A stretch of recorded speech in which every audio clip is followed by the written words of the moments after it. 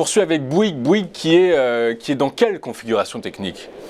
Alors là, je suis passé sur un graphique en données quotidiennes, hein, et un graphique qui est depuis la fin de l'année dernière. Donc on voit que on a touché un support, hein, au milieu du mois de décembre de l'année dernière à 26,03 € et depuis, eh bien, on s'est installé dans un schéma haussier avec une moyenne mobile sans période qui est haussière, donc qui donne aussi le là du mouvement. On a fait une dernière consolidation après avoir touché la résistance à 32,24 €. On est venu rechercher un niveau qui est un niveau de polarité, puisque c'est un niveau, c'est juste au début du graphique, au mois de novembre, ce niveau de 29,15 € a fait résistance. Il a refait résistance au début de 2023.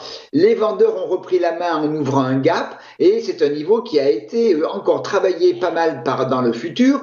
On l'a franchi au mois de février, on est revenu le tester. Donc il a véritablement depuis cette période cette notion de niveau de polarité et puis donc on l'a à nouveau au mois d'avril, on est revenu le tester.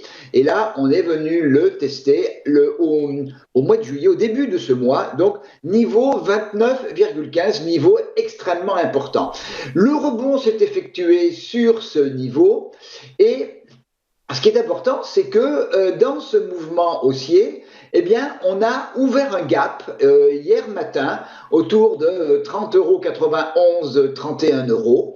La bande de Bollinger haute, qui était déjà un peu ouverte, s'est ouverte de manière beaucoup plus importante. On a un RSI qui est extrêmement favorable, autour de 68. Donc, l'ouverture de ce gap hier est peut-être l'occasion d'une nouvelle dynamique haussière, avec comme premier objectif 31,74, puis 32,24, 32,67 et 33,21 €.